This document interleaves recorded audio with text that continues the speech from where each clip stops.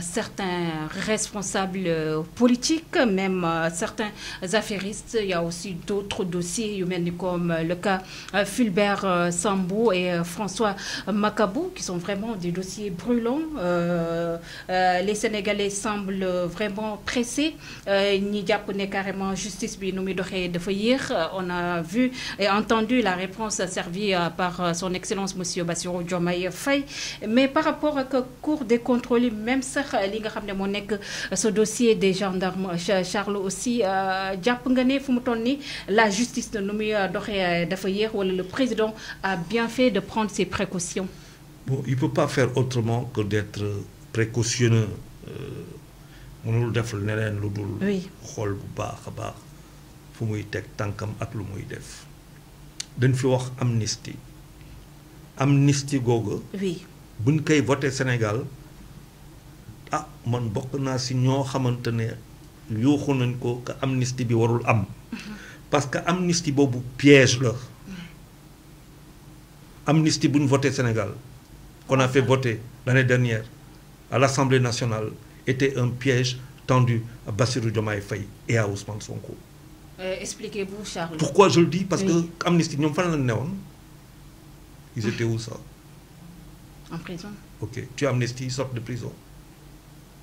N'est-ce pas? Oui. Ok, demain, qu'est-ce que tu vas faire? Tu prends l'Assemblée nationale. Est-ce que je peux me tromper, hein? Je ne sais pas. Juriste, mais tu prends l'Assemblée nationale avec une nouvelle majorité. La majorité dit, bon, ok, possibilité, on fait sauter l'amnistie.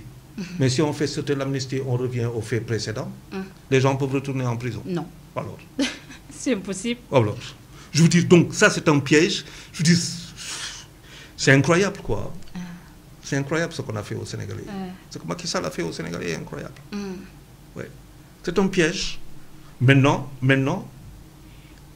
je ne sais pas comment on va se tirer de là. Bon, ça, peut-être qu'il faut des juristes qui me diront comment naka lañ mën a def ba si biir amnistie boobu lu doy waar la quoi. Man je suis par terre par cette affaire-là. Et je l'ai dit, je dire, c'est difficile quoi. C'est très, très, très difficile. Parce que si tu lèves l'amnistie, ça veut dire quoi? Ça veut rien dire. Tu lèves l'amnistie, ça veut dire que les gens retournent dans la situation qui précède. On a un président de la République. Dieu a fait que de la présidence, de la prison à la présidence. Je ne sais pas. Je pense qu'il y a un piège qui a été mis par le président Macky Sall en partant. Je pense que le président Bassirou Diomaye Faye en est conscient. Je pense que le tandem Ousmane Sonko, Diomaye, ils en sont conscients. Ils en sont conscients. Maintenant, c'est difficile pour eux. Très, très, très, très difficile. De nous voir cadre quoi. C'est difficile. Maintenant, il y a le droit que disent les textes. Ok, qu'est-ce qu'on fait?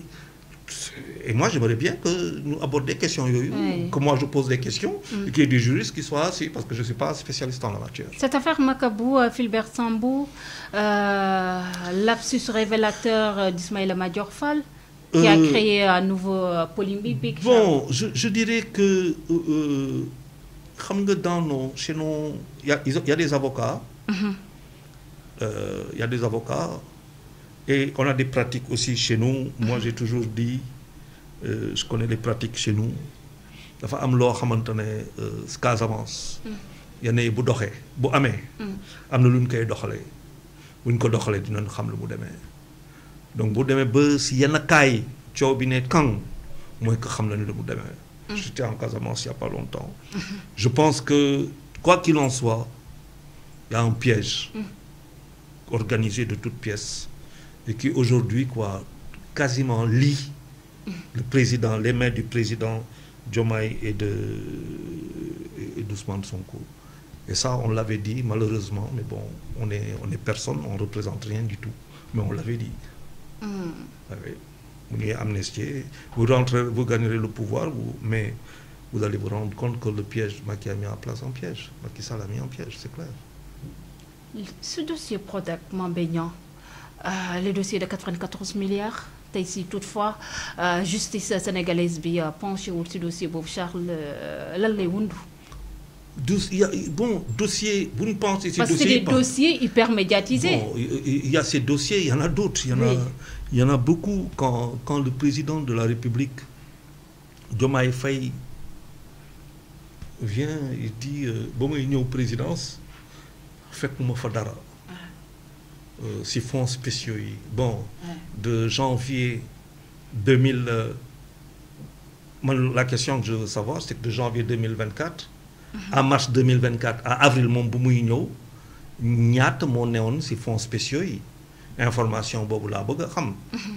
Parce que defe naa 11 milliards la est-ce que 11 milliards yi dañuy ñëw rek début d'année jox la ko est-ce que wala 11 milliards yi. ñoom nee nañ fekk fa dara. waaw mais attention dafa am loo xam waaw loolu tax ba ne la. xam nga dañuy ne les fonds spéciaux par exemple sont de 11 milliards. mais 11 milliards yi dañuy ñëw rek janvier jox la ko wala si toute l'année ba mu ñu jox la ko ba mu mot 11 milliards nga def lu si def mais man lu ma gën a bëgg xam. c'est un fonds en tout cas tenu secret. waaw mais tenu secret mais c'est combien de janvier moi j'aimerais bien savoir est-ce que par exemple les 11 milliards qui sont destinés aux fonds spéciaux ont été remis à la présidence sous Macky Sall en janvier à mars à tel point à telle enseigne nga xamante ne présidence mënatul am dërëm. parce que bu dee loolu la dafay doy waar.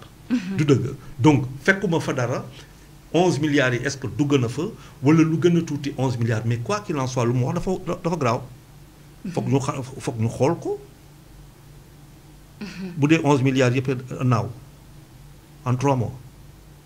mais loolu ñoom clocher rek ak ñoom ñu fa nekkoon fu mu toll nii c'est des fonds yoo xam ne tenue secret dafa mel ni comme nit ki nu ko neexee la koy gérer. waaw man daal xaw ma daal. dañu ne xaalis bi 11 milliards la est-ce que 11 milliards yëpp lan la jox wala 2 milliards lan la jox la 1 milliard jox la 2 milliards 11 milliards yi bañ parce que bu dee 11 milliards rek lan la jox. muy fonds spéciaux yi. nga ne ko ràcc jeex ko. mooy que président Diomaye Faye mënatul am 50 parce que 11 milliards yi joxe nañ ko ba pare. vous imaginez ce que ça veut dire non on veut aujourd'hui on attend de l'ancien pouvoir qu'ils nous disent combien. c'est bien de s'opposer mais de nous dire bon écoutez nous de janvier 2024 à mars au départ du président de la République en fonds spéciaux temps moo fa newoon. La clarté, elle commence par ça. Mais c'est ce que je dis. Bon, ils ont les mains un peu liées, d'autant que wax na loolu wax na leneen wax na fii man ba ma toog di déglu j'ai écouté bon daa mel na Sénégal marché benn genre marché la woon rek di président lu mu wax. bon du ma wax pilotage à vue mais daa mel na daal président lu mu wax keroog c'est pas venu de la bouche de n'importe qui. Et lu mu wax keroog renforce vient conforter beneen wax dossier yu ma am sur la table sur lesquels j'ai mis le coude. C'est le président Macky Sall qui avait dit ça. Le président Macky Sall qui avait dit qu'il avait mis le coude sur des dossiers. Alors quand le président, son successeur vient dire ça, je me demande dans quel Sénégal nous étions. Voilà quoi, des questions qui pour moi aujourd'hui, et naturellement c'est difficile pour nous autres journalistes, droit à l'accès à l'information, qui est encore gënagul pour que nous mën a def lu ñuy def, sinon on va nous parler de recel d'informations et des choses comme ça. Voilà des questions essentielles sur lesquelles le président a mis ça sur la table, mais il va falloir qu'on aille chercher. Il va falloir qu'on aille chercher ça.